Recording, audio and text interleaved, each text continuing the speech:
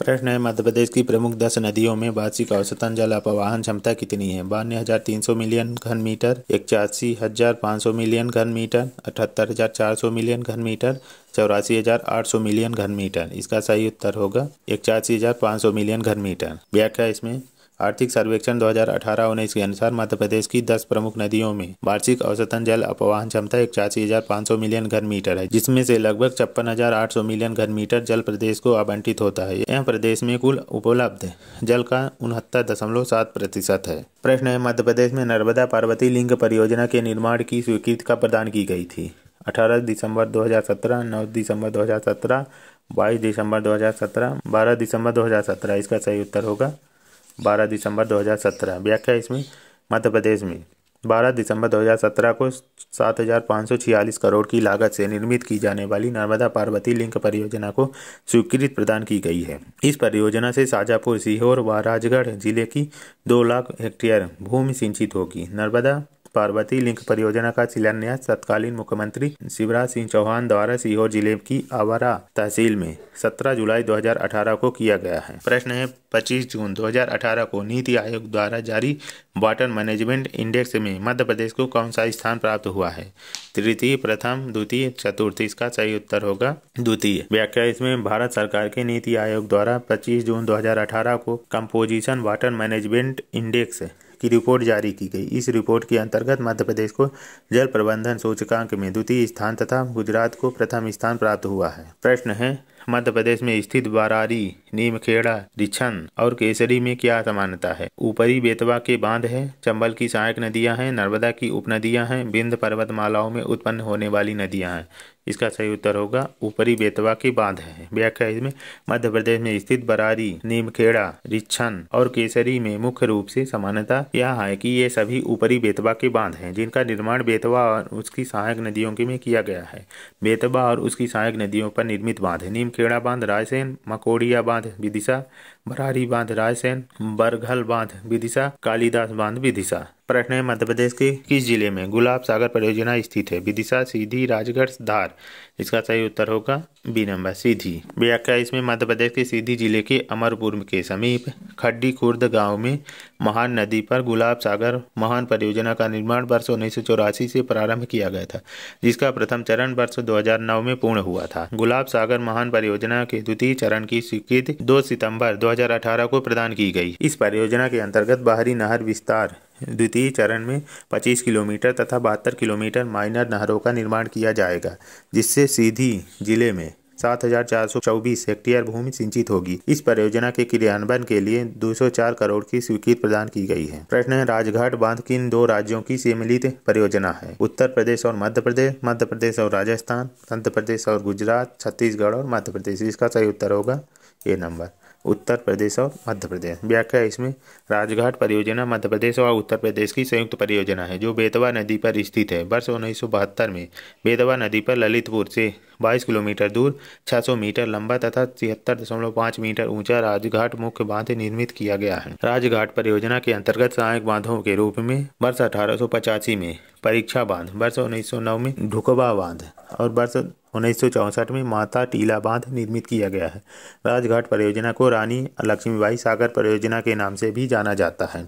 टिप्पणी इसमें राजघाट परियोजना के अंतर्गत मध्य प्रदेश सरकार द्वारा सिंचित सुविधा के लिए भांडेर नहर का निर्माण किया गया है, जिससे मध्य प्रदेश के भिंड, ग्वालियर, दतिया तथा मुरैना जिले लाभान्वित होते हैं। प्रश्न है, रिहंद नदी बांध का जल ग्रहण क्षेत्र कितना है? गुजरात, मध्य प्रदेश एवं छत्तीसगढ़, उड़ीसा, मध्य प्रदेश, उत्तर प्रदेश एवं बिहार, उड़ीसा, बिहार एवं झारखंड, मध्य प्रदेश, उत्तर प्रदेश एवं छत्तीसगढ़। इसका सही उत्तर होगा मध्य प्रदेश, उत्तर प्रदेश एवं छत्तीसगढ़। व्याख्या इसमें रिहंद परियोजना उत्तर प्रदेश के सोनभद्र जिले में पिपरी नामक स्थान पर रिहंद नदी पर वर्ष 1959 से वर्ष 1962 के मध्य निर्मित किया गया है, जिसका जलग्रहण क्षेत्र मध्य प्रदेश, सीधी, सिगरौली, उत्तर प्रदेश एवं छत्तीसगढ़ राज्य में स्थित है। रिहंद बांध से 300 मेगावाट जल विद्युत का उत्पादन होता है। टिप्पणी है इसमें रिहंद बांध से भारत के प्रथम मानव निर्मित झील गोविंद सागर का निर्माण किया गया है। प्रश्न है, मध्य प्रदेश के होशंगाबाद जिले में तवा नदी पर निर्मित तवा परियोजना से कितने हेक्टेयर भूमि सिंचित होती है?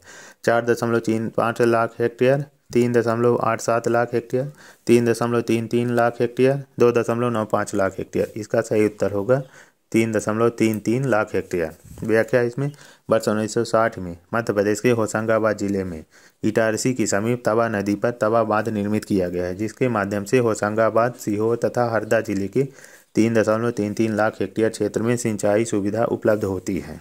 प्रश्न है, राष्ट्रीय जल ग्रहण क्षेत्र विकास कार्यक्रम NWDPR के अंतर्गत कौन सा कार्य सम्मिलित है? राष्ट्रीय जल ग्रहण क्षेत्र विकास कार्यक्रम के वर्षा सिंचित क्षेत्रों के लिए राष्ट्रीय जल विकास परियोजना विनियमन, नर्मदा जल विकास परियोजना विनियमन, ये नए जल विकास परियोजना अनुसंधान। इसका सही उत्तर होगा राष्ट्रीय जल ग्रहण क्षेत्र विकास कार्यक्रम के वर्षा सिंचित क्षेत्रों के लिए। व्याख्या इसमें राष्ट्रीय जल ग्रहण क्षेत्र विकास कार्यक्रम नेशनल वाटरशेड डेवलपमेंट प्रोग्राम वर्षा सिंचित क्षेत्रों के लिए 9वीं पंचवर्षीय योजना के अंतर्गत वर्ष 1990 से 1991 में भारत के 25 राज्यों में प्रारंभ किया गया था तथा इस कार्यक्रम में micro management for agriculture and MMA को वर्ष 2008 से 9 में परामर्शदात्री संस्था के रूप में जोड़ा गया है। प्रश्न है, मध्य प्रदेश में एशिया का सबसे बड़ा तालाब कौन सा है? गोविंद सागर, बरगी झील, गोविंदगढ़, बड़ा तालाब। इसका सही उत्तर होगा बड़ा तालाब। व्याख्या इसमें मध्य प्रदेश की राजधानी भोपाल में एशिया का सबसे बड़ा तालाब स्थित है, जिसका निर्माण 11वीं शताब्दी में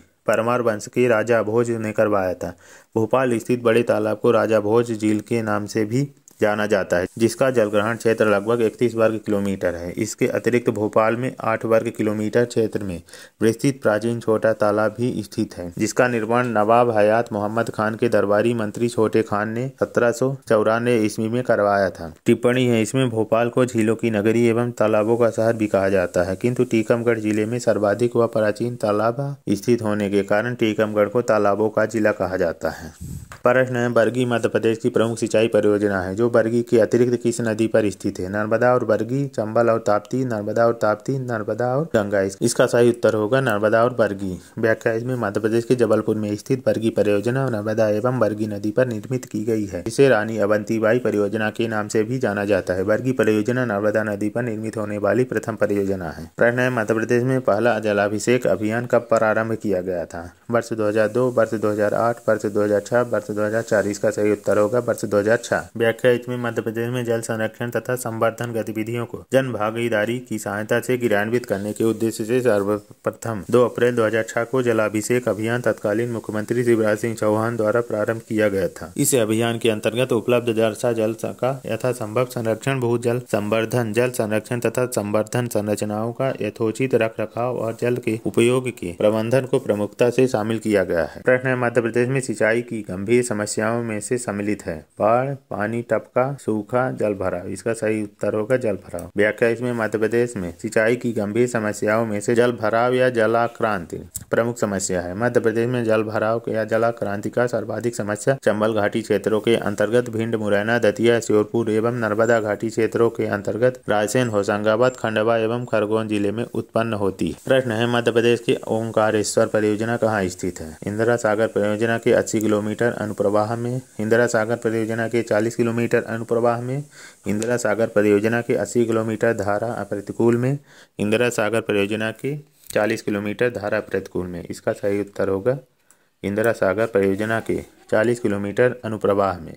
व्याख्या इसमें मध्य प्रदेश के खंडवा जिले में मांधाता नामक स्थान नर्मदा नदी के अंतर्गत इंदिरा सागर परियोजना के 40 किलोमीटर अनुप्रवाह में 949 मीटर लंबा एवं 73 मीटर ऊंचा कंक्रीट निर्माण बांध बनाया गया, जिससे 520 मेगावाट जल विद्युत उत्पादन एवं 2833 लाख हेक्टेयर क्षेत्र में सिंचाई सुविधा उपलब्ध होती है। प्रश्न है, मध्य प्रदेश के किस जिले में पहसरी बांध स्थित है? भोपाल, उज्जैन, इंदौर, ग्वालियर। इसका सही उत्तर होगा ग्वालियर। व्याख्या इसमें मध्य प्रदेश के ग्वालियर जिले में मोवर नदी पर वर्ष 1984 में पहसरी बांध निर्मित किया गया था, जिसकी जल संग्रहण क्षमता 44.2 मिलियन घन मीटर है। पहसरी बांध का उपयोग ग्वालियर क्षेत्र में सिंचाई सुविधा के लिए किया जाता है। प्रश्न है, मध्य प्रदेश में स्थित संजय सागर और रेहटी में क्या समानता है? दोनों एक ही जिले में स्थित है, दोनों प्रमुख सिंचाई परियोजना हैं, दोनों एक ही नदी पर बने बांध हैं, दोनों निजी परियोजनाएं हैं। इसका सही उत्तर होगा ए नंबर, दोनों एक ही जिले में स्थित है।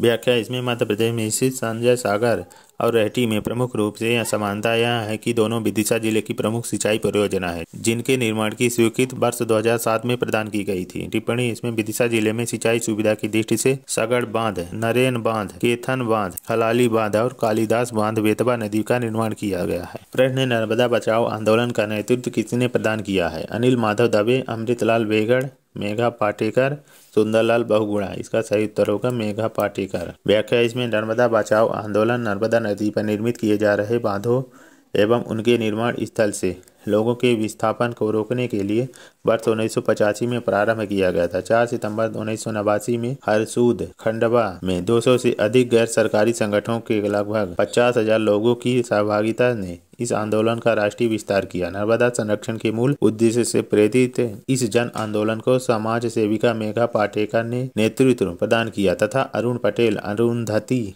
राय, बाबा आमटे, सबाना आजमी, सुंदरलाल बहुगुणा आदि ने आंदोलन के विकास एवं विस्तार में सक्रिय योगदान प्रदान किया था। प्रश्न है: मध्य प्रदेश में स्थित संजय सरोवर और सारथी बांध में क्या समानता है? दोनों सूखे ताल हैं, दोनों वेनगंगा नदी में है, दोनों नर्मदा नदी में से है, दोनों एक ही आकार के बांध है। इसका सही उत्तर होगा दोनों वेनगंगा नदी में है। व्याख्या: इसमें मध्य प्रदेश में स्थित संजय सरोवर और सारथी बांध की प्रमुख रूप से समानता यह है कि दोनों वेनगंगा नदी पर सिवनी जिले में निर्मित बांध हैं। संजय सरोवर बांध को एशिया के सबसे बड़े मिट्टी के बांध के रूप में जाना जाता है। प्रश्न है: भोपाल का पहला सिंचाई टैंक पलकमती किस जगह स्थित है? भोपाल, शाहपुरा, रायसेन, उमरिया। इसका सही उत्तर होगा रायसेन। व्याख्या: इसमें मध्य प्रदेश में भोपाल संभाग के अंतर्गत रायसेन जिले के गोदरा नामक स्थान पर पलकमती सिंचाई टैंक स्थित है, जिसकी जलभराव क्षमता लगभग 11 मिलियन घन मीटर है।